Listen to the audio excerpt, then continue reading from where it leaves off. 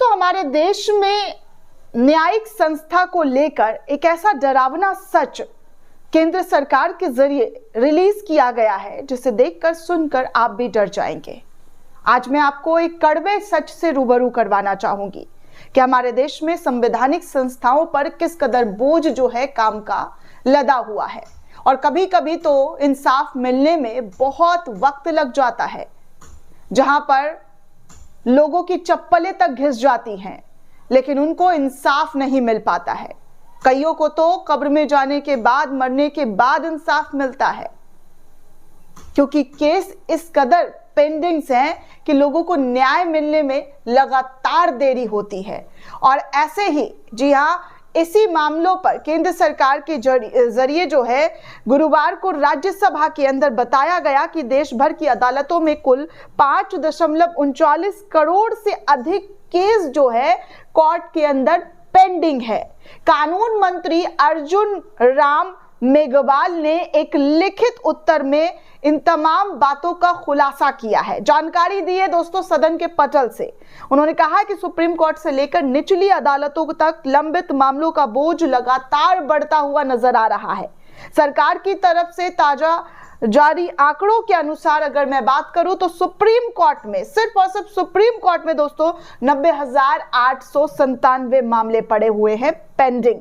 देश के 25 high court में 63,63,406 मामले और निचली अदालतों में तो दोस्तों कहा जा रहा है कि 4,84,97,343 मामले लंबित पड़े हुए हैं। ये आंकड़े 8 दिसंबर तक के बताए गए हैं, यानी कि आज से 2 रोज पहले तक के ये आंकड़े जो है बताए गए हैं कि इस कदर हमारे देश में संवैधानिक संस्था पर काम का बोझ किस कदर बढ़ा हुआ है। मेघवाल ने यह भी बताया है कि न्यायिक देरी कई कारणों की वजह से होती है। मामलों की जटिलता, सबूतों की प्रकृति, वकील, जांच एजेंसियां, गवाहों और वादियों का सहयोग और अदालतों में पर्याप्त ढांचे और स्टाफ की उपलब्धता जैसे कारक लंबित मामलों को बढ़ोतरी देते हैं। दोस्तों, आपको बता दें कि सीजीआई सूर्यकांत ने 19 दिन पहले ही इस पूरे मामले पर अपनी चिंता जाहिर की थी और बताया था कि जजों और फैसलों की सोशल मीडिया ट्रोलिंग मुझे कभी परेशान नहीं करती। आलोचना अगर सही हो तो स्वीकार्य है और सच कहूं तो मैं सोशल मीडिया को अनसोशल मीडिया कहता हूं। ऑनलाइन जो है कमेंट से मुझे कभी कोई प्रेशर महसूस नहीं होता है। तो इस तरीके की बातें जो है सीजीआई के जरिए कही गई है।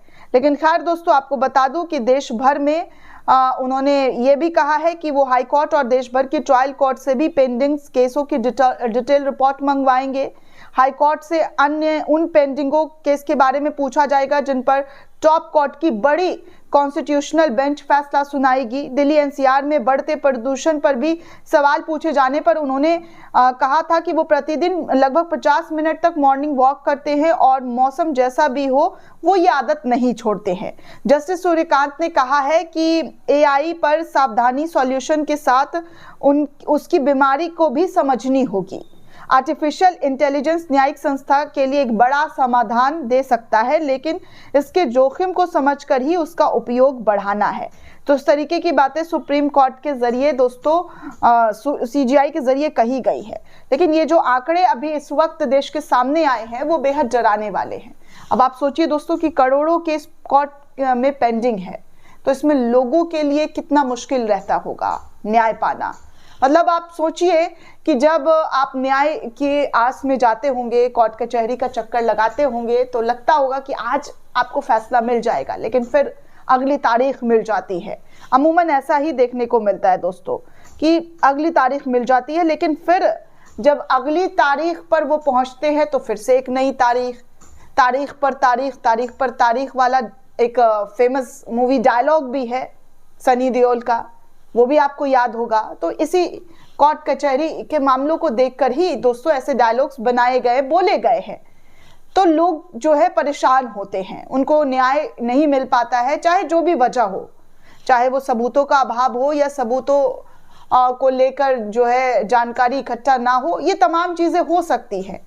लेकिन दोस्तों इतना बड़ा आंकड़ा जो है केस का, पेंडिंग आंकड़ा, वो वाकई डराने वाला है। इस पर सरकार को, सुप्रीम कोर्ट को तमाम लोगों को, जो जिम्मेदार लोग हैं, उनको सोचना चाहिए और इसके हल निकालने की कोशिश करनी चाहिए कि किसी भी तरीके से इनका हल निकाला जा सके, ताकि जनता को रिलीफ मिल सके, जनता को परेशानी ना हो, वो बार बार कोर्ट कचहरी का चक्कर ना लगाए।